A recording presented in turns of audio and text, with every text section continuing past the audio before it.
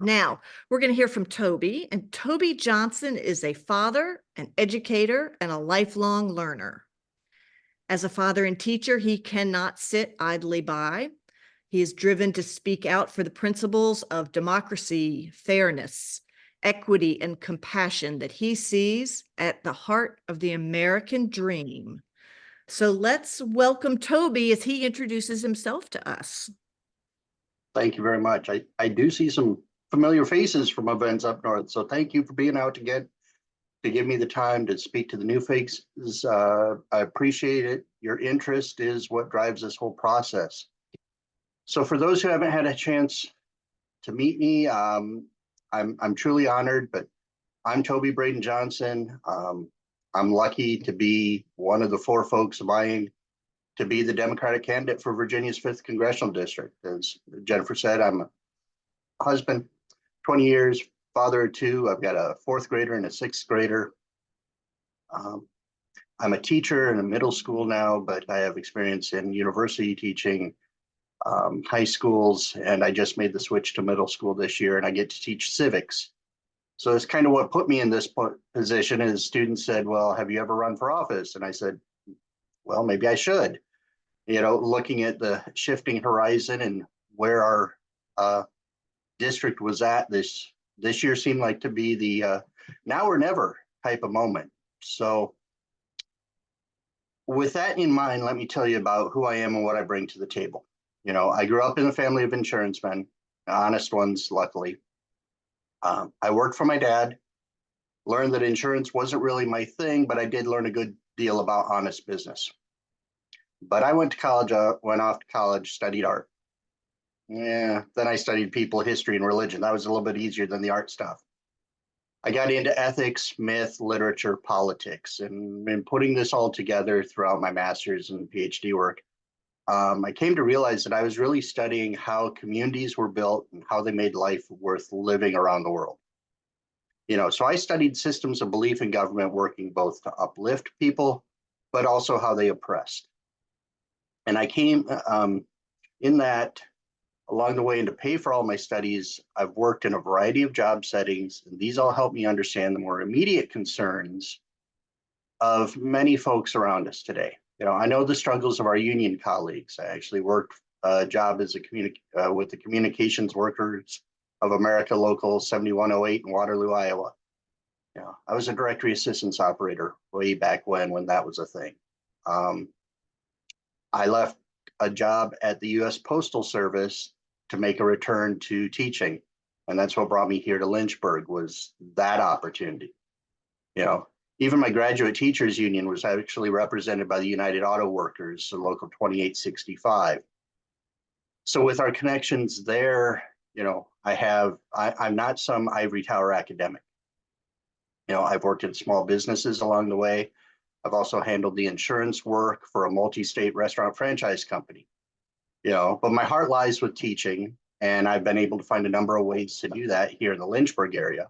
I moved here as a visiting assistant professor with the University of Lynchburg right as COVID hit, and changes to the whole notion of college teaching. So I had to kind of reinvent myself at a later stage in life, and that's when I turned to secondary schools. I got my teaching provisional license, and I taught at E.C. Glass High School here in Lynchburg for a half a year, did a full year up at Amherst County High School, and now I'm back in Lynchburg at Dunbar Middle School for innovation. So in honesty, I probably know more people under the age of 25 in this town than I do over. And so this is kind of a new step for me, stepping out of the classroom here. But that's the reason I'm doing this for you. I mean, these kids deserve better. Many of them have been ignored by the systems that are meant to help them grow. And I see it every day. I see hungry kids. I see kids suffering from the achievement gap. Entire swaths of them are ignored by the powers that be because of racial disability, ethnic differences, religious differences. They're discriminated against because of their sexual orientation. And these kids are scared in school. They're really looking for help. And as a father and teacher, I really just can't sit idly by. I am driven to speak out for those principles. of democracy, fairness, equity, compassion. That's what we're all here for. My wife is from India.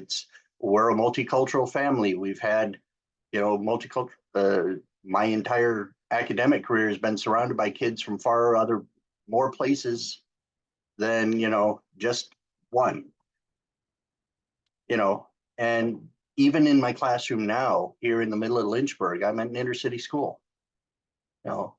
I'm the minority, and these kids around me don't have access to things. But these, in a way, as a teacher, you kind of have new kids. You get new batch every year. So I got 80 new kids this year. They're my students, but they're my kids in this way. But they're also your kids. They're your neighbors' kids. And collectively, they're our future. And so in them, we find the hope for a better tomorrow for our community. And by extension, that's Virginia's 5th Congressional District. So let's be honest. I came in right at the end of Mr. Terry's talk. I'm sure that he and I are serving up very similar platforms. We share a lot of good ideas together. We all gather to stand against the fascist MAGA agenda, their Project 2025 attacks on democracy.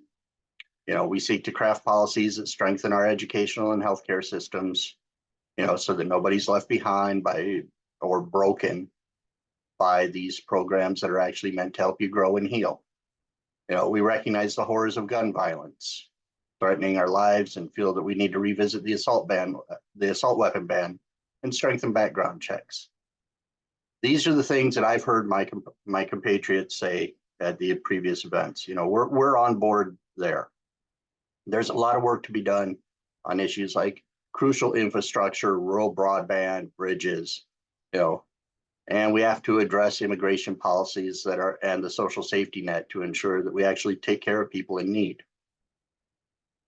So there's a lot that we share. You've heard these things.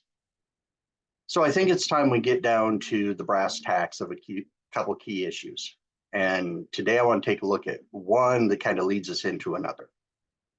And that troubling issue is the state of our economy. And, coming of age in the James Carville era of Bill Clinton's campaign, being that I was just a few months too young to vote in that one in 92.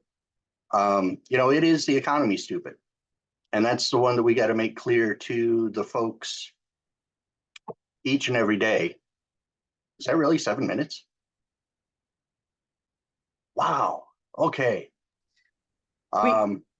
You have about 30 seconds to wrap up, and then some of these questions will be included. Okay. And we're going to keep talking about these issues. We've got predatory capitalism.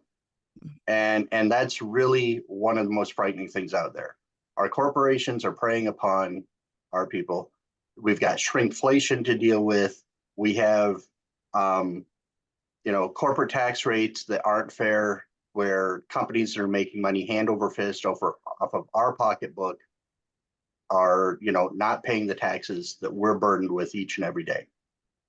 With that in mind, we need representation that actually is willing to use and believes that government can and should intervene, because these problems are too big to turn over to any state or county or city to address. This is not a local concern. We can't hand this off to our local churches and have them fix the economy. This is a government problem, and this is the reason we come to the government. We run for the government. We work with the government to do this. I actually believe that our government can work and accomplish great things, as it has. I really look up to Truman, FDR for those type of things, for what they did, LBJ for the civil rights. I'm an optimist in that way, which is a complete turn from my Gen X upbringing. But in this idea of what government can do, I'm a complete optimist, and that's what I bring to the table. Somebody who can do the work, the research, the legislation, and actually thinks there's a goal we can achieve here. So I guess I'll turn it. Awesome. Toby, you've clearly thought deeply about these issues. Now, how does a Democrat win in the 5th District of Virginia? Carefully. I think there are a lot of ways that I have an advantage to be able to speak to some of the folks in what we'd call, I don't know if we want to call them the counties, the red areas, but two things give me an inroads. I kind of grew up, I mean, I'm a kid from Iowa. I admit I'm not a local. I moved here, but I understand the concerns of the farmers, the folks around, their ties to the land, and there are ways to reach them on things like climate change, because their income and their livelihoods just is going to be just as affected by it as we are. This is not a red or blue issue. This is a threat, an existential threat to all of our livelihoods, and we have to do something about it. The shift to green energy can actually work in areas like that. It's amazing how windmill technology used to power, a lot of things in early America. And amazing how that shifting back to wind technology or solar technology could actually benefit and create crucial jobs, not just in those red areas, but throughout, and redefine our power system in a way that is no longer a pollution source. That's a good way that can help everyone. Plus on that ecological front, I grew up hunting, sportsman. I know kind of those things in ways of, let's talk about the gun safety issues. And it's not I'm a Democrat coming for your guns. It's I'm a Democrat. I want us to talk about our guns responsibly. I don't think we can anymore use the line, let's talk about sensible gun reforms, because that really implies that whatever they've said before wasn't sensible. And that's not valuing where they're coming from on these issues. It's an issue of safety. It's an issue of concern in ways that we can speak to that haven't been addressed in the most, shall we say, polite or kind ways. Too often, Democrats are a little dismissive of the insecurity that's kind of behind some of these policies or beliefs from the other side. And I think there's a way we can talk to them in a way that's better. The second major factor I bring to this conversation, the way I think I can reach the red vote. Well, let's not talk the red vote. Let's talk the slightly purplish vote. Because we're not trimming off the MAGA crust. We're going to get the folks who are like, man, it's not quite the Republicans I remember, and it's not the Republicans we remember either. But that's from my experience in the classroom. Those folks still have kids. The number one policy, the thing I want to address is I'm about education. Because if we get an education system that works for our students to handle that achievement gap, to handle the fact that no child left behind actually is doing more damage than good after 20 years of seeing, what this is doing for social promotion, putting kids in positions where we're setting them up for failure because we didn't hold them back when they needed the added help. Putting resources, rural broadband, giving students the tools to succeed. Guess what? Every parent, grandparent, neighbor, friend wants kids to succeed. Why does it matter if it's somebody putting a D behind their name on this, that I'm the one trying to help? And that's, I think, going to give me an advantage in speaking to folks. But as well, let's just be honest, the whole notion of my teaching is I take really big ideas, put it into a package to be able to communicate it for folks who don't quite have that educational background to understand those things. And so converting, talking about ecology or, economic principles and stuff, if I can get it through to my 7th graders, reaching out to adult folk with a little bit more education, I hope will work as well. And I don't mean to diminish anyone. It's just, this is what we do in teaching. This is effective communication of complicated issues. That's how I'd approach it. Thank you.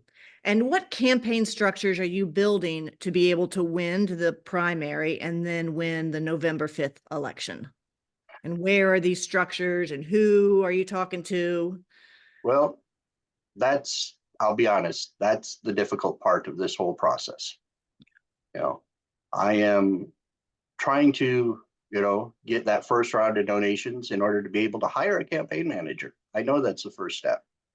It's the notion of this is it's tough, Yeah. but I'm, this is the problem of a teacher. I'm the idea first, then we got to figure out the plan.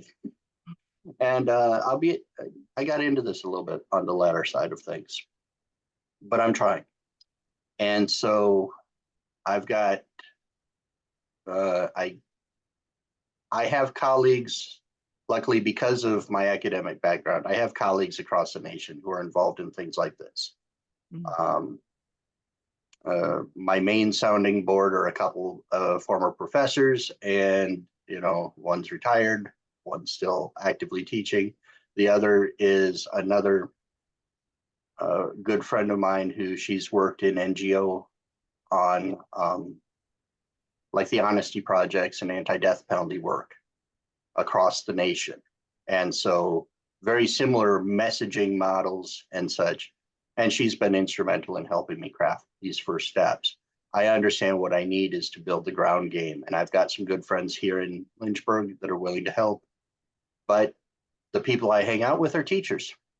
We're in a classroom basically 7:30 to 4 o'clock every day. And so crafting something there, that part's been difficult.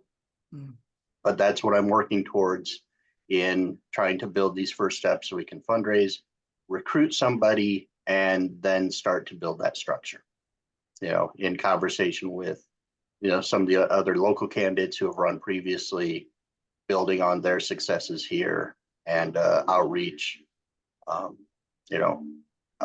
great help of the folks up in Charlottesville who have, Josh Thornburg has been willing to share insights with all four of us, and so picking him for questions has been invaluable. Excellent. And thanks for being here today, because this will help build that as well. Well, thank you. How important to you is climate change, and how will you discuss this throughout the 5th District? You've mentioned having wind and solar technologies. What else do you see with climate change going forward? Oh, there is so much, and so many fronts. And,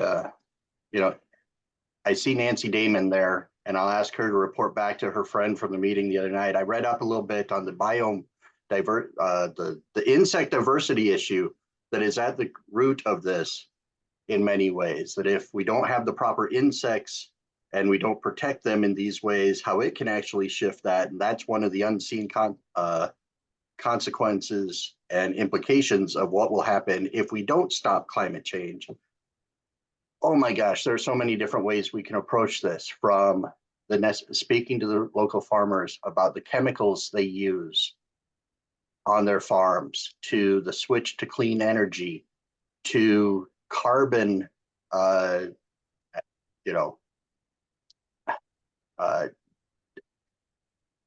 we want to use the word carbon tax? I don't know, but the putting a limit and regulations on corporate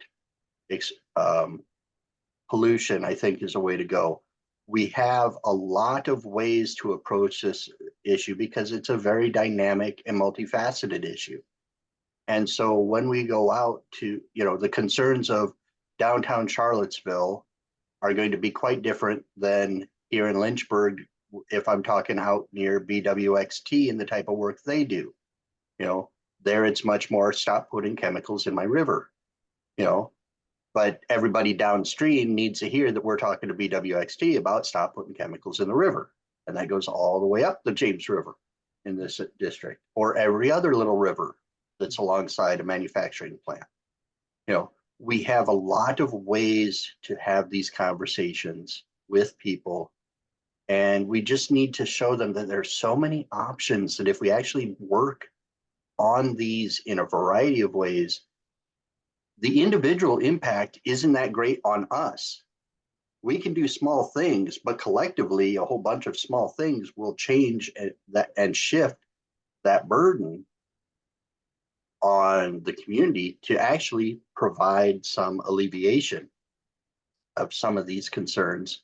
And, if we get enough good work behind us, we can actually make the difference that needs to happen. Otherwise, I mean, let's be honest. Let me go back to my Gen X angst here. We're doomed. Um, our rivers will run dry, the ground will not provide crops, the insects will all die, the honeybees will not flourish anything, and we are ultimately doomed. Now, that's option A, or we could actually work towards a solution. What sounds better? I think the idea is clear, and we've just got to make it that, it is that clear. But the other side has been hearing news that, oh, these scientists disagree. Well, that's a fraction of a percent of the collective scientific opinion out there. And we need to start treating those voices like that. They are such outliers that they don't matter. They're not part of the real conversation about climate change. There is so much evidence from legitimate science that says we've got to do this or we're toast. And that's what we have very limited time to do it. And either we take the problem seriously or we're in trouble. And our current representative hasn't done a thing. That is very true. And Thank there are you. lots of things he could have done that have been put up for votes that could have had an impact here in our district, but he didn't. Thank you, Toby. Charlottesville and Albemarle have a housing crisis. What do you know about it, and how will you address this? I'll be honest, I'm not sure of the specifics of the housing crisis there, but I'll tell you, we've got similar function down here in Lynchburg. It seems to be a national trend. Affordable housing is very hard to come by because we've allowed corporate buyers in many cases to just go in, and people are more concerned about investing and flipping properties, and that just the people who have the money to work the money to make more money and then exploit the prices on the people who don't have the money to actually get into the market. That seems to be a problem in our system. We don't have an opportunity for folks to start anymore. Many of us, gosh, if I would have bought a house when I first got out of college years ago, I'd be okay. But I kept moving around. I can't even get a place here. It's not easy. What's some kid coming out of high school, 18, gonna do? We can't. New teachers, move into districts. They want to live there, be part of the community. Can't afford housing. How do you build a community if you can't let people live there?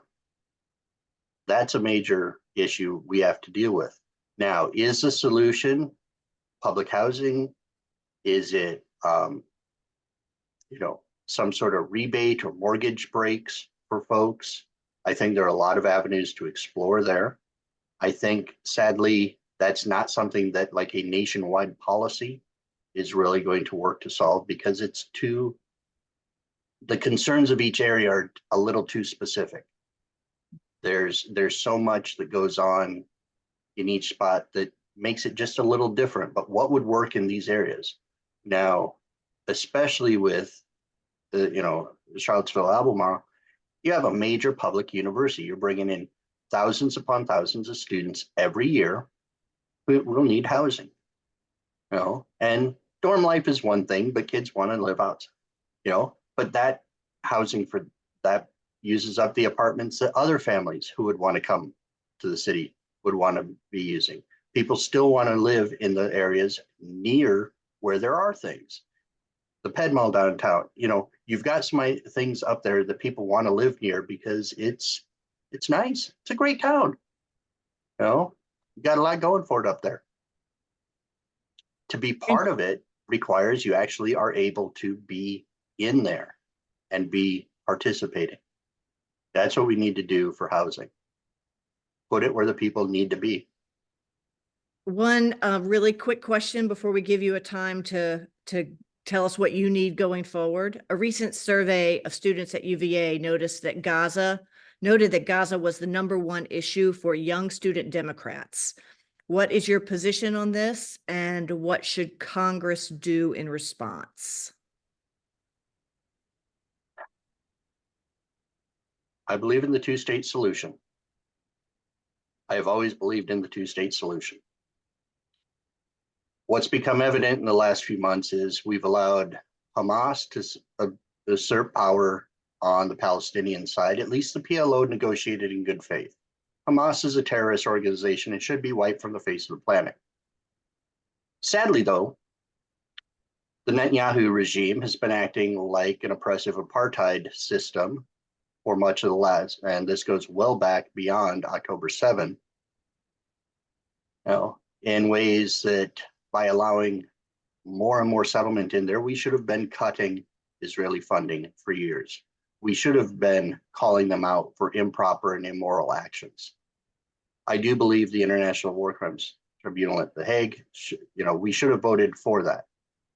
No, what's happening now is approaching genocide levels. Even IDF forces are turning and admitting that. This is a problem when you have an ethicist running for office. This is wrong, and I don't mind. This is horrible. The people of Gaza are not Hamas. The people of Gaza have fought for their freedom in against an occupied force we're going on, 80 years now almost, since 47. They fought back with rocks and they get shot. There's never been an equal footing in this conflict that anyone could ever call it fair. It's atrocious. It is horrific. And we should not be supporting Netanyahu as he continues to do this. And sadly, I don't think our leaders have listened quite to their hearts in these ways. So, Toby, you've talked a lot about your viewpoints on a lot of different things today. In our last minute actually with us, tell us what you need from us going forward and what is the best way to contact you. Well, if you ever see one of those petitions out there, we're still looking for signatures. That's the first thing. We're just fighting to try to actually be on the ballot right now. And that filing fee, the donations, every penny and cent helps. I do think that what we can build together can really accomplish something after June. If we make it through this primary process. I think there are definite ways to speak to folks throughout the district, but right now it's politics is money, money is politics. And I may be great at conversing with folks, but I'm a school teacher and I can't just fund this magically because I don't have rich friends either. But I do have neighbors who I think are concerned just as much as I am about the future of our district. And I turn to them and say, please help. And so from Danville up to Albemarle, all points in between, east and west, please. This is what we're fighting for.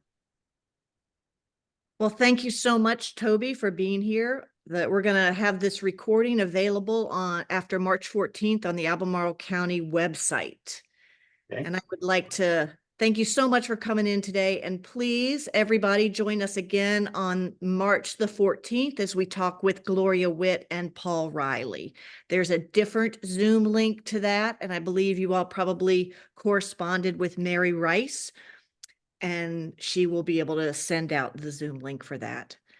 And thank you to Fred for recording this, and to Fern and Patricia and Mary, whose brainchild this was. Thank you all for being here today. Thank you.